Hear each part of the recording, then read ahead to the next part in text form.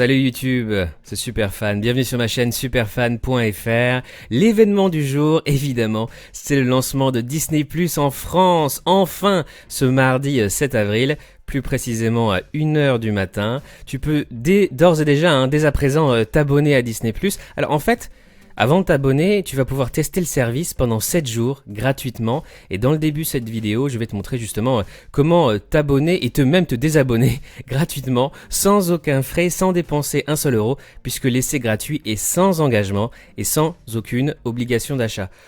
Tellement heureux que Disney Plus soit enfin disponible en France. On est le seul pays européen où le gouvernement a demandé à Disney de reporter le lancement pour éviter de saturer le web. En fait, ce sont les opérateurs télécoms français, notamment Orange, qui ont fait la demande au gouvernement français de reporter de 2 semaines le lancement de Disney Plus en France. Et l'Union européenne a demandé à tous les services de streaming, notamment à Disney Plus, mais pas seulement, de diminuer la qualité de leurs vidéos. Et c'est pour ça que la 4K n'est pas encore disponible sur Disney+. Donc tu peux t'abonner et regarder tout le contenu sur Disney Plus en France, mais tu n'auras pas accès aux vidéos en très haute définition, notamment en 4K à la demande de l'Union européenne. Et pas seulement Disney+, mais Netflix, YouTube, Facebook ont aussi fait cette démarche afin de ne pas saturer la bande passante. Alors je vais te montrer donc en ce début de vidéo comment t'abonner et te désabonner gratuitement à Disney+. Je te rappelle que tous les articles mentionnés dans ce podcast sont disponibles dans les commentaires sous cette vidéo YouTube avec tous les liens directs, comme d'habitude. Disney+ est disponible en France. Pourquoi et comment sauter sur l'offre de départ?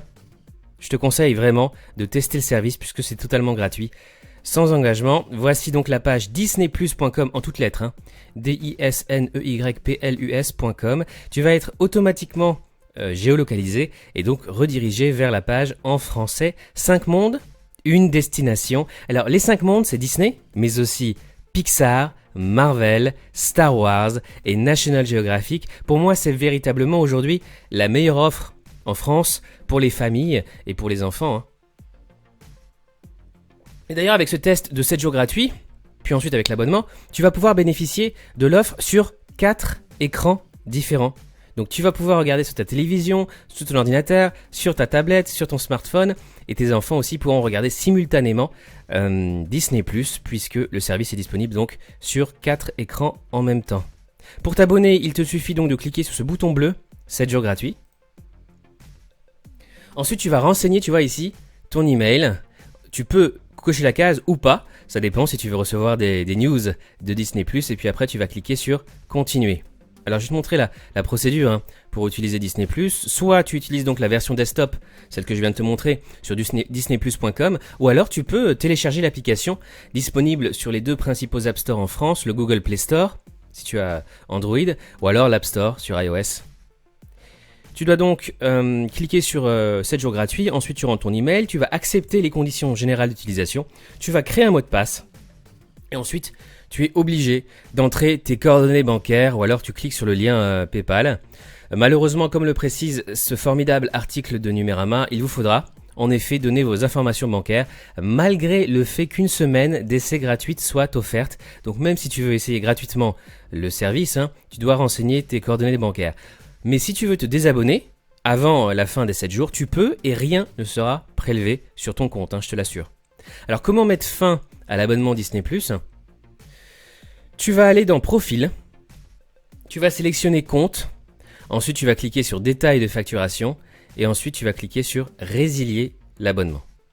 Voilà, c'est aussi simple que ça pour te désabonner à Disney+. Si tu es déjà abonné à Canal+, en plus il est possible que tu sois en fait déjà abonné à Disney+, que tu aies accès au service gratuitement. C'est ce qu'a déclaré le patron de Canal, Maxime Saada.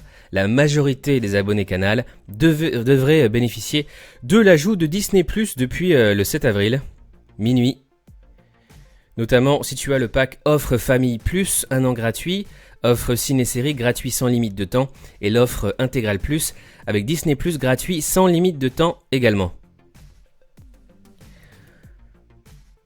Voilà les tarifs d'ailleurs, Canal+ avec Disney+, je te laisse découvrir ça dans cet article de Numérama. Dans le reste de l'actualité, il y a un concurrent à Disney+ et à Netflix qui a été lancé récemment aux États-Unis, c'était lundi, Quibi, l'application de format court que tu peux regarder à la fois au format horizontal ou vertical, a été donc lancée ce lundi aux États-Unis et au Canada. Et j'ai découvert aussi que le service était en fait aussi disponible dans certains pays européens, notamment en Angleterre, au Royaume-Uni, c'est la BBC qui nous le dit, mais aussi en France, d'après ZDNet. D'après ZDNet, Quibi est aussi disponible en France. L'application de AVOD, Advertising VOD, est disponible aussi en France, donc tu peux regarder des formats courts. 3 mois d'essai gratuit, puis 8,99€ par mois ensuite. 24 séries sont proposées au lancement en anglais et en espagnol. Un concept qui rappelle les initiatives françaises de Studio Plus et Black Pills dont j'avais beaucoup parlé ces derniers mois dans mon émission Nume Rendez-vous, mais qui n'ont jamais réussi à trouver leur public et à rentabiliser leurs investissements dans les programmes. Donc Black Pills a arrêté d'ailleurs sa plateforme de streaming de vidéos mobiles qu'on pouvait regarder à la fois au format vertical et au format horizontal. Donc oui, tu peux apparemment tester Quibi aussi en France. Je te laisse d'ailleurs la review de Quibi dans cet article d'Usine Digitale qui te dit exactement ce que c'est que Quibi en anglais, un Quick Bites. Petite bouchée. Autre news du jour pour moi, c'est Lady Gaga qui a fait quelque chose de formidable avec la WHO, l'Organisation mondiale de la santé, qui a annoncé un événement caritatif mais virtuel pour les organisations caritatives justement qui se battent contre le coronavirus. Il y aura notamment Paul McCartney, Elton John, Lizzo, Billie Eilish, il y aura aussi Stevie Wonder, Alanis Morissette. Voilà, tous ces grands artistes, toutes ces grandes stars internationales vont s'allier à Lady Gaga lors de cet événement exceptionnel qui aura lieu donc le 18 avril. Lady Gaga et le mouvement Global Citizen ont déjà levé pour l'Organisation mondiale de la santé 35 millions de dollars. Et d'ailleurs, ils vont continuer à lever des fonds auprès d'entreprises et de philanthropes. Donc cet événement ne sera pas un événement de fundraising pour lever des fonds. Toi, tu n'auras pas à donner de l'argent, Tu es déjà assez sollicité comme ça. Tu vas juste kiffer. Tu vas juste regarder cet événement de divertissement qui va s'appeler One World Together at Home. Un seul monde, ensemble à la maison, qui sera donc diffusé le samedi 18 avril à 17h heure américaine sur différents réseaux, notamment sur les principales chaînes américaines, ABC, NBC, CBS, et en live streaming sur toutes les plateformes comme YouTube, Facebook, Instagram, Twitter et toutes les autres plateformes de streaming. Samedi 18 avril, événement exceptionnel, évidemment un événement musical, notamment avec Lady Gaga, Paul McCartney et Elton John, Billie Eilish, etc. À ne pas manquer. Je regarderai évidemment cet événement exceptionnel. Dans le reste de l'actualité, comme d'habitude dans cette émission Nume Rendez-vous, on va parler de l'actualité des GAFAM, Google, Apple, Facebook, Amazon, Microsoft.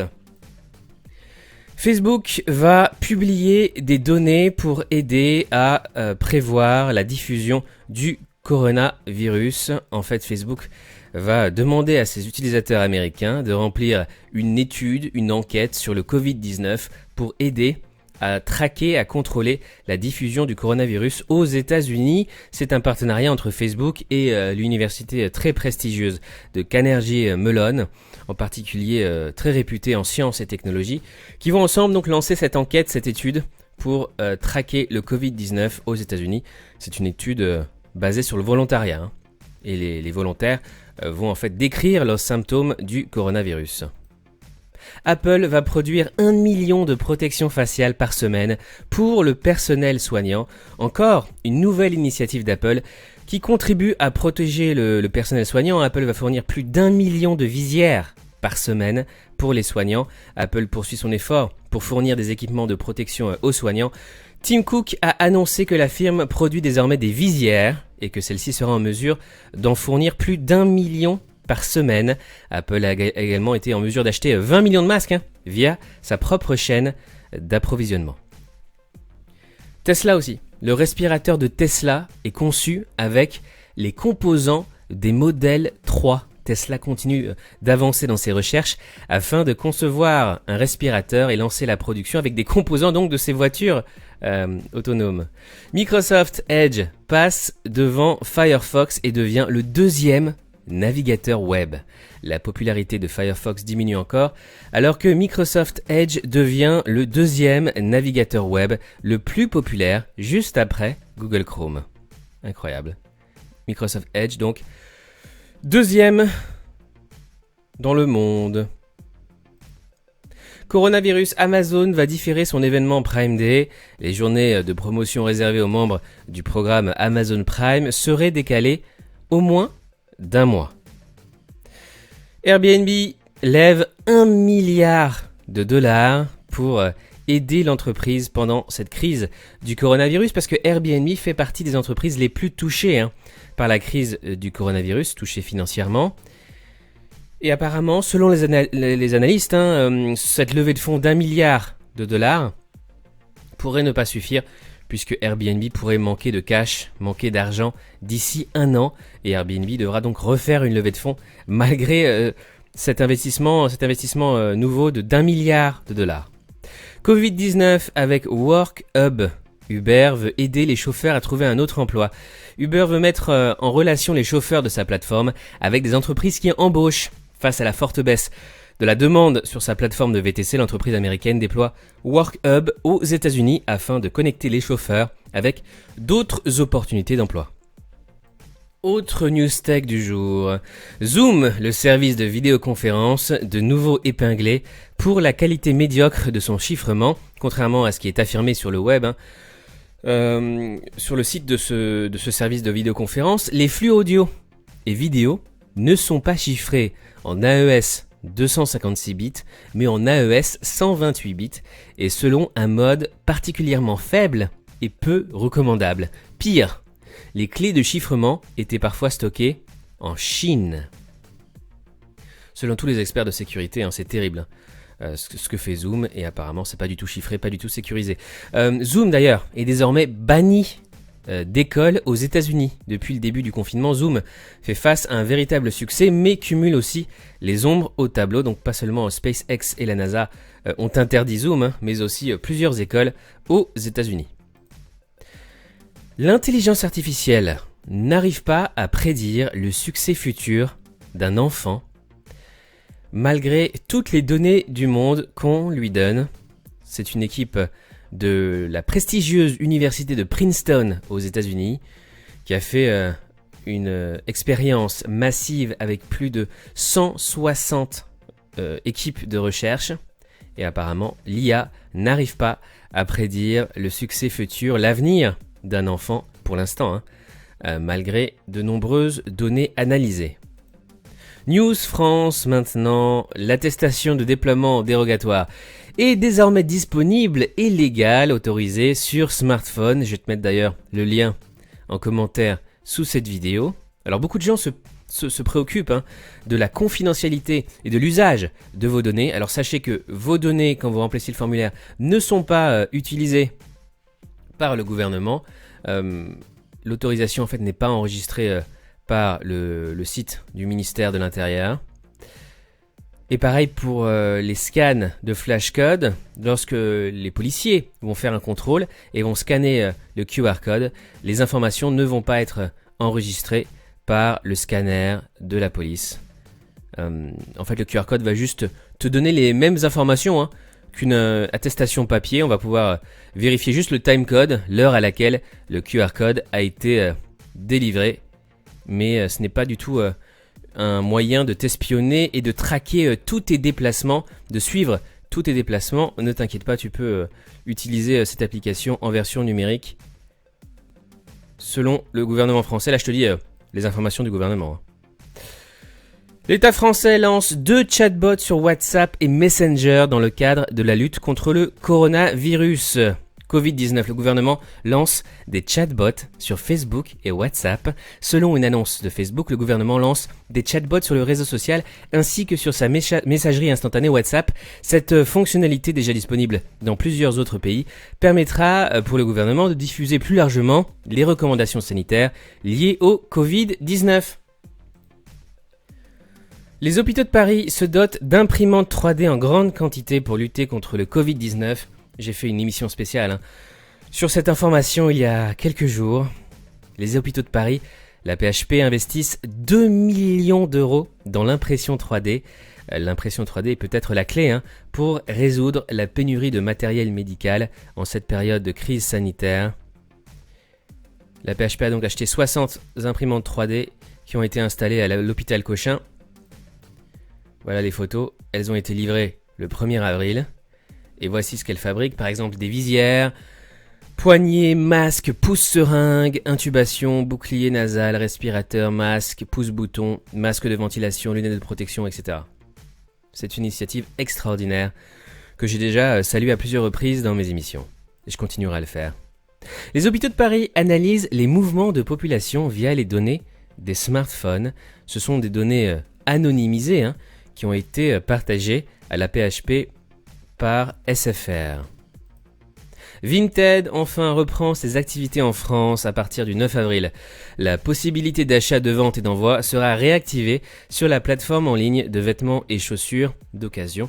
Dans l'Hexagone, la France est en effet le premier marché de Vinted avec 10 millions de membres en France. Vinted qui n'est pas une start-up française, mais une start-up lituanienne. Et enfin, dernier point, culture geek.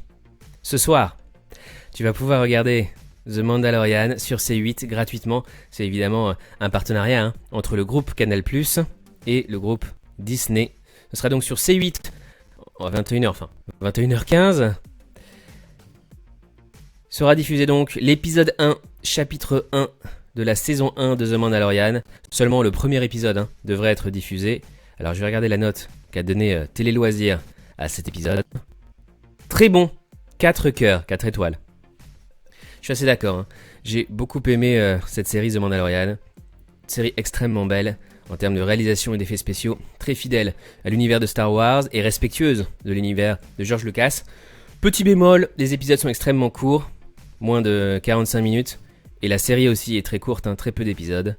Et le scénario met beaucoup de temps à s'installer, le rythme de la série en fait est assez lent je dirais, mais c'est une sublime série que j'ai véritablement adoré, hâte de voir la deuxième saison. Et oui, j'ai déjà eu la chance de regarder The Mandalorian en intégralité, et c'était vraiment génial. C'est tout pour aujourd'hui, merci d'avoir écouté ou regardé Num Rendez-vous. On se retrouve demain pour un nouveau numéro, et cet après-midi pour un numéro spécial de Geek Rendez-vous. Salut, ciao.